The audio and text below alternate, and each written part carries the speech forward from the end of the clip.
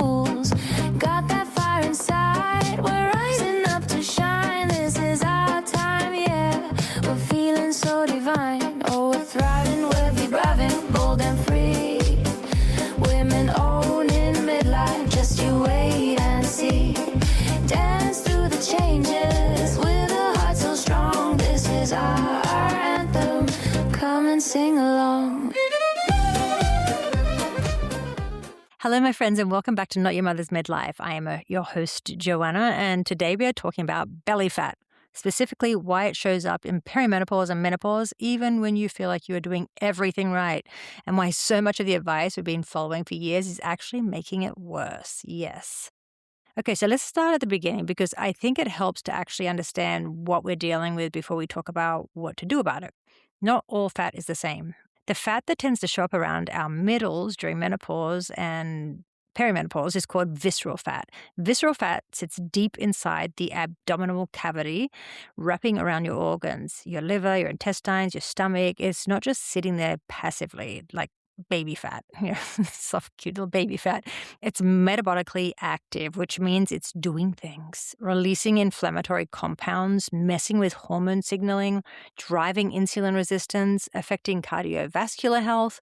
Most importantly, it does not respond to the same inputs as regular subcutaneous fat, which is why everything you did in your 30s to lose weight is not working now. So what actually drives visceral fat accumulation? The short answer is cortisol, your stress hormone. I think most of us understand stress in a very narrow way, like work is crazy, the kids are feral, life is a lot. And yes, that is stress, and that stress counts, but physiological stress is just as important. And this is where so many of us are unknowingly making things harder for ourselves. Your body cannot tell the difference between emotional stress and physical stress. To your hormones, or just threat. And the things that register as psychological stress include not eating enough, doing too much intense exercise without enough recovery, not sleeping well, and chronic low-grade inflammation. All of those things spike cortisol. And cortisol, in sustained elevated amounts, tells your body to store fat, specifically visceral fat, specifically in the abdominal region. It's almost insultingly targeted. Even stressing about trying to lose weight is causing you to make more of this fat. It is cruel. Estrogen also plays a huge role. Before perimenopause, estrogen actually helps direct fat storage to our hips and thighs, which is its job, as annoying as that is. As estrogen declines, that protective effect disappears and fat redistribution shifts to the belly. This is just biology. Knowing that doesn't make it less frustrating, but it does mean we can stop blaming ourselves and start working with what's actually happening. Now, the advice that backfires, because this is the part I really want to make sure you understand. For most of our lives, we've been told that weight loss is simple. Eat less, move more. Calorie deficit equals fat loss. And look, that's not entirely wrong as a concept, but in perimenopause and menopause, applying that logic in the way we've always applied it actually makes visceral fat worse. And here is why. When you undereat, when you're running on a significant calorie deficit, your body reads that as a stressor, a threat. It raises cortisol and goes into conservation mode. And in conservation mode, your body preferentially holds on to fat, particularly visceral fat, while it breaks down muscle tissue for energy instead. So you end up losing muscle, which is the last thing you want, while the belly fat stays put or it gets worse. Your metabolism slows down, your hunger hormones go haywire, and you feel terrible, which leads to stress, which raises cortisol again. It is a spectacular cycle of everything going wrong all at once. The other piece of this is intense exercise, the long cardio sessions, the relentless back-to-back HIIT classes, the kind of training where you're wiped out afterwards. That is also a cortisol driver. Done occasionally, your body can handle it. Done consistently, without adequate recovery, it keeps your cortisol elevated, which keeps your body in fat storing mode, which means you can be working incredibly hard and getting the opposite of the results that you want. So what actually does work? Well, Let's talk about protein first, because this is the single most important dietary lever that you can have right now. It supports muscle retention and growth. Essentially, when our bodies are naturally losing muscle mass as estrogen declines, it's the most satiating macronutrient, meaning it keeps you full for longer and reduces the likelihood of overeating later. And it has a high thermic effect, which means your body actually burns more calories digesting protein than it does digesting carbs or fat. Adequate protein intake supports a reduction in visceral fat over time. And how much are we talking? The current research points to somewhere between 30 and 40 grams of protein per meal. Not per day, per meal for women in this age group.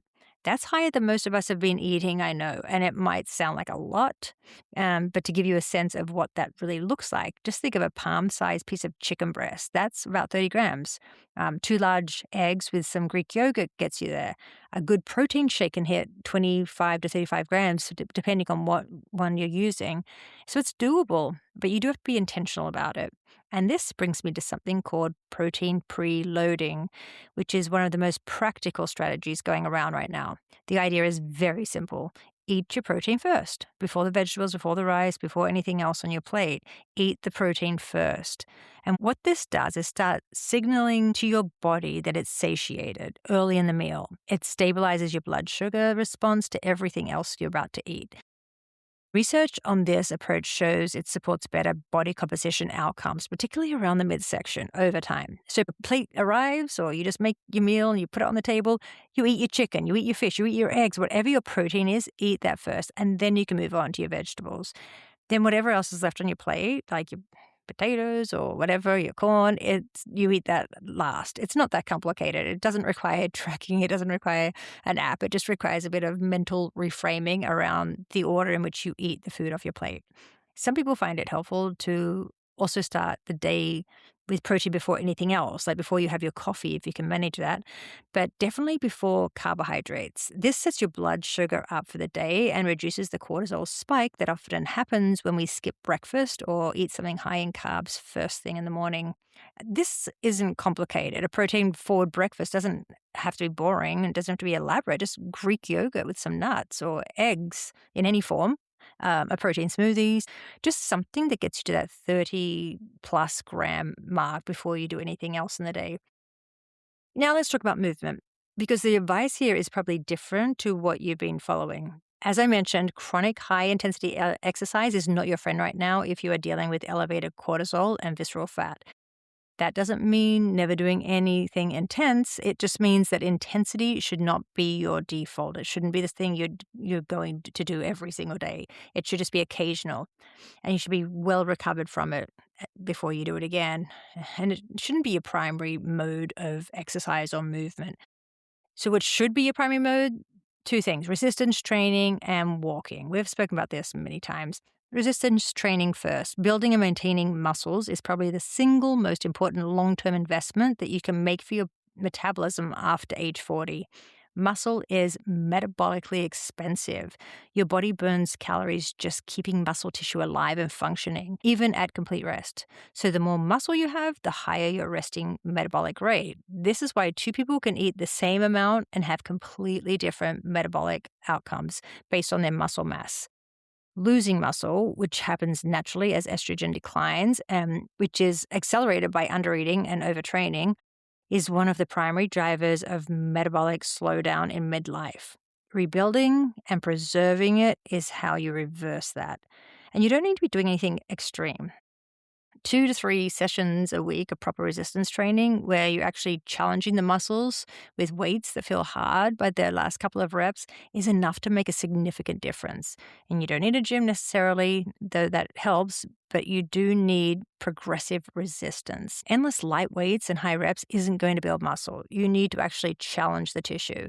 If you don't have weights, then utilize a bench or a step. Step up with one leg, tap the other, then step down. Repeat 10 to 15 times on each leg. You can do lunges, squats with a jump in between. Jump on a box or step up and down on like a bench out in the park. There are so many ways to ignite and build muscles. I know recently I've had an arm injury, so I can't actually hold weights. So I've switched to Pilates, which is fantastic. So it's challenging me a lot, but that's maybe a good alternative, like if you're having issues with lifting weights. And jumping on a box, which is something I haven't done for many years. And it was scary at first, but I thought, I'm going to start doing box jumps again. So it was actually good for my brain and my body just to do something that was scary. And it's fantastic for your bottom and your legs. Now, walking. I think walking gets completely underestimated. Walking being the most accessible thing that we can all do. It does something that high-intensity exercise doesn't. It supports fat oxidation without triggering a significant cortisol response. Your body can burn fat as a fuel source during low-intensity activity in a way that it can't when you're working at high intensity. Because at high intensity, you're burning predominantly glycogen. Walking is one of the most effective fat-burning activities available to us, and most of us are treating it like it barely even counts. The research on what a consistent walking habit does for visceral fat is really compelling. Studies have shown meaningful reductions in visceral fat from regular walking just alone, without any other dietary changes. Now, I want to tell you about something called Japanese interval walking, or Jingu, I think it's called. It's the Jingu method. It's so simple, it almost seems too good to be true. The technique was developed by researchers at Shinshu University in Japan, and it's been studied extensively, particularly in older adults. The basic concept is this. You alternate between 3 minutes of fast walking and 3 minutes of slow walking. Repeat that cycle for around 30 minutes, and that's it. Fast, slow, fast, slow. The fast intervals are fast, like you're late for an appointment, like you're walking with purpose, brisk enough that your talking is getting a little bit of an effort. The slow intervals are relaxed, easy recovery. This style of interval walking outperformed regular steady pace walking on almost every metric that they looked at. Cardiovascular fitness, leg strength, blood pressure, and importantly for us, it was significantly more effective for fat loss and metabolic health than walking at a consistent moderate pace. The reason seems to be that the alternating intensity challenges the cardiovascular system more effectively and engages more muscle fiber, while still staying below the threshold that would meaningfully spike cortisol. And it's low impact. It doesn't wreck your joints. It doesn't leave you exhausted. You finish and you feel good, which means you actually do it consistently, which is ultimately the thing that matters most. Recommendation from the research is 5 sessions for 30 minutes per week. But honestly, even if you did 3 sessions, that would make a meaningful difference too. Do it on a treadmill. Or if you can get outside, for that, even better, natural light and fresh air, because that has its own set of benefits for cortisol regulation and sleep quality, which we're going to come back to. Let's talk about supplements now, because there are a few that are particularly relevant to this conversation, and I don't want to just gloss over them. Berberine is probably the most talked about supplement recently for a good reason. Berberine is a compound derived from several plants, golden seal, barberry, and tree turmeric, and its primary superpower is blood sugar regulation. It works on something called AMPK, which is an enzyme that plays a key role in how your cells process glucose and fat. Studies have shown berberine to be surprisingly effective at improving insulin sensitivity, blood glucose, and supporting fat loss, particularly visceral fat. Some of the research has compared its effect to metformin, which is a commonly prescribed diabetic medication, which is saying quite something for a plant compound. Why is it relevant to belly fat? Because insulin resistance and blood sugar dysregulation are major drivers of visceral fat accumulation. When your cells become less responsive to insulin, your body pumps out more of it, and chronically elevated insulin tells your body to store fat. Berberine helps break that cycle. The next one is magnesium. Magnesium is involved in over 300 enzymatic reactions in the body. 300. It plays a role in blood sugar regulation, in cortisol management, in sleep quality, in muscle function, and in the production of progesterone and other hormones. A significant portion of people are deficient in it, and often without even knowing. And the symptoms of deficiency, is this you? Poor sleep, anxiety, muscle cramps, fatigue, sugar cravings. All these things directly or indirectly make belly fat worse. For sleep specifically, magnesium glycinate and magnesium threonate taken before bed is one of the most evidence-based things you can do to improve your sleep quality. Can't overstate how important sleep is in this conversation. When you're not sleeping, your cortisol goes up, and we know what happens when the cortisol goes up because that's what we've been talking about. You're hungrier, your stress is high, your body is in fat storage mode. Fixing sleep isn't just about feeling better. For visceral fat, it is metabolic intervention. I'll link the magnesium that I use in the show notes. Other supplements worth knowing are ashwagandha, which is an adaptogen that has great research behind its ability to lower cortisol levels.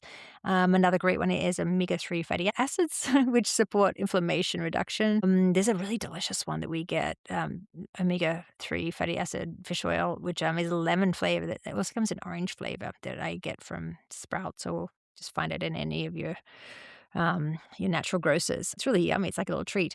It's creamy. It's like creamy lemon. It doesn't taste fishy at all. Anyway, if you want to take a deeper dive, there's a recent episode on the Model Health Show with Sean Stevenson, and it was fantastic. It's what inspired me to write this one. The title is The Menopause Gut: Why Your Metabolism Changes and How to Reclaim Your Body. He's chatting with Cynthia Thurlow, a nurse practitioner and best-selling author who is passionate about helping women take control of their health from midlife and beyond. I will, like always, share the link in the show notes, so take a listen. They go into more ways to get your body back on track. Well, again, thank you so much for listening. If you enjoyed this episode, please share it with a friend who you think would love it too. Subscribe to my podcast and my YouTube channel so you never miss an episode or a video. Leave me a 5-star review to help others find me. I'd really appreciate that. And until next week, I'm Johanna Hart, and this is Not Your Mother's Midlife. Bye-bye.